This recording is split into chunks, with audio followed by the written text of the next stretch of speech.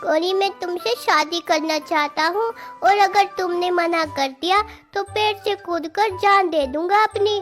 चल बे काले कौवे, तू तो बहुत काला है। टुनटुनी, अगर मैं गोरा हो जाऊँ तो करोगी तुम मुझसे शादी?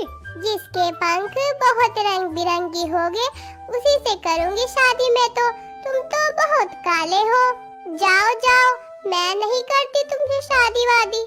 अगर मैं अपने पंख रंग बिरंगी कर लूं तब तो करोगी ना तुम मुझसे शादी? वैसे भी मैं 2 दिन से नहाया नहीं हूँ, मैं भी सुंदर सा बनकर आ जाऊंगा। इतना कहकर कालू कौवा वहाँ से चला जाता है। वो सोचने लगता है, अपने पंख रंग बिरंगे कैसे करूं? तभी वहाँ पर चील आ बैठती है।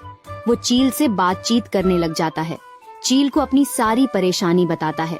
चील दीदी, मैं तो परेशान हो चुका हूँ। टुनटुनी तो मुझे पसंद ही नहीं करती, बोलती है मैं तो किसी गोरे कौवे से शादी करूँगी जिसके पंख रंग बिरंगी होंगे। इसमें कौन सी बड़ी बात है?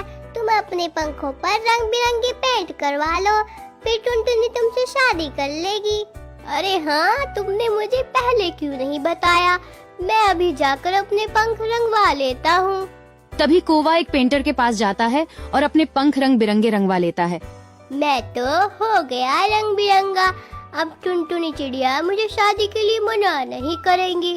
अब चलता हूँ टुनटुनी चिड़िया के पास। कौवा खुश होकर टुनटुनी के पास चल देता है। वो कुछ ही दूर चला था, तभी अचानक से बारिश आने लगती है और कौवे पर लगा सारा रंग बारिश की वजह से बह जाता है। तभी वो टुनटुनी के पास पहुंचता है। देखो टुनटुनी, अब मेरे पंख कितने सुंदर और रंग बिरंगी हो चुके हैं। तुम कहाँ से रंग बिरंगी हो गए? तुम तो अभी काले हो और काले के काले ही रहोगे। तुम्हारे पंख कभी सुंदर नहीं हो सकते। मुझे नहीं करनी तुमसे शादी वादी। जाओ यहाँ से, चले जाओ काले कौवे। कौवा चील के पास जाता है और उसे सारी बात बताता है कि टुनटुनी ने उसे फिर से काला कौवा बोला। तुम एक काम करो, तुम चाहो तो किसी और पक्षी के पंख लगा सकते हो, कोई ना कोई तो पंख दे ही देगा। जाओ और किसी परिंदे के सुंदर पंख ले आओ। क्या कहा? किसी और परिंदे के पंख? लेकिन मुझे कोई पंख क्यों देगा? यार, मैं पंख कहाँ से लाऊं? अब सोच रहा हूँ किसी पक्षी के पास जाऊं।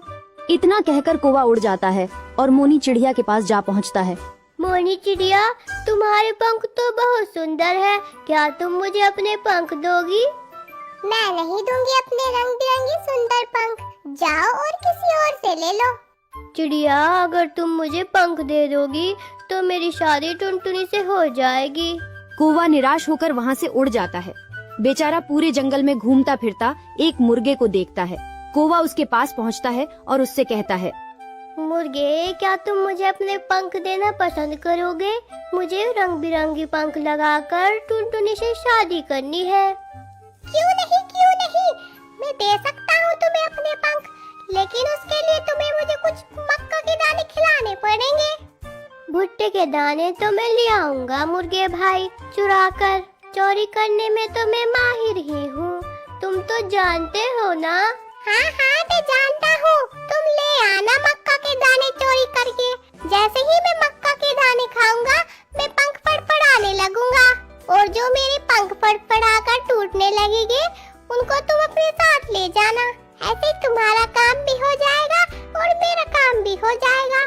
ठीक है मुर्गे भाई, मैं अभी जाता हूँ और मक्का चोरी कर कर लाता हूँ। कोई भाई जल्दी आना, मेरी बीवी मुर्गी मेरा घर पर इंतजार कर रही है। कौवा वहाँ से उड़ जाता है और मक्का ढूंढता हुआ एक मक्का के खेत में जा पहुँचता है। भूख तो मुझे भी लगी है, क्यों न पहले अपनी ही पेट पूजा कर लूं, मुर्गे को बाद में देखा जाएगा।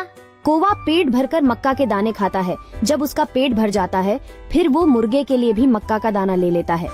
तभी किसान उसे देख लेता है। तभी जाते जाते वो कौवे को एक डंडा मार देता है। कौवा किसी तरह किसान से अपनी जान बचा लेता है और हाँफता हुआ मुर्गे के पास पहुँचता है। अगर वो किसान मेरे सर पर डंडा मार देता तो मैं मारा ही जाता। मुर्गे भाई, जल्दी से ये मक्का के दाने खाओ और अपने पंख फड़फड़ाओ और मुझे अपने रंग बिरंगी पंख दो। मुर्गा मक्का के दाने खाने लग जाता है। जैसे ही मुर्गे का पेट भरता है वो पंख फड़फड़ाने लगता है, फिर उसके पंख टूट कर गिर जाते हैं। कौवा बहुत खुश होता है। कौवा पंख लेकर अपने घर की तरफ निकल पड़ता है। अपने घर जाकर वो सोच में पड़ जाता है। अरे ये पंख तो एक ही साइड के हैं। टुनटुनी तो दोनों साइड पंख देखेगी। अब मैं दूसरी साइड के पंख कहाँ से लाऊं? चलो फिर से पंख ढूंढने चलता हूँ। कोई ना कोई तो पंख दे ही देगा। तभी कौवा जंगल में पंख ढूंढने निकल पड़ता है। वो मीठू तोते के पास जाता है। बताओ बताओ कैसे आना हुआ कौवे? मीठू मीठू मेरे प्यारे दोस्त, मीठू भाई मुझे तुम्हारे पंख चाहिए क्योंकि मुझे ऐसे सुंदर पंख की जरूरत है। ठीक है, तुम्हें अपने पंख तो मैं दे दूंगा, लेकिन उसके लिए तुम्हें मेरा कुछ काम करना होगा। ठीक है मीठू भाई, तुम जैसा बोलोगी मैं वैसा ही करूँगा। बताओ तुम्हें क्या काम करवाना है? मेरा घर बहुत गंदा हो रहा है, तुम्हें मेरे घर की सफाई करनी होगी। मिट्टू उससे पूरे घर में झाड़ू लगवाता है और फिर बदले में अपने कुछ पंख तोड़कर कौवे को दे देता है। मैं अपने पंख तो दे रहा हूँ, लेकिन मेरे पंखों को रोज शैम्पू से धोना, क्योंकि मैं अपने पंख बहुत साफ रखता हूँ। नहीं तो मैं अपने पंख वापस ले लूँगा। ठीक है। वैसे भी मैं शादी के बाद तो रोजाना नहाया करूँगा, वरना मैं और काला हो जाऊँगा और टुनटुनी को मेरा काला रंग पसंद नहीं है। इतना कहकर कौवा पंख लेकर उड़ जाता है और वो एक दुकान पर पहुंचता है। वहाँ से वो एक ग्लू खरीदकर घर ले आता है। फिर उन पंखों को ग्लू से चिपकाने लगता है। वाह कल्लू, तो बहुत सुंदर लग रहा है।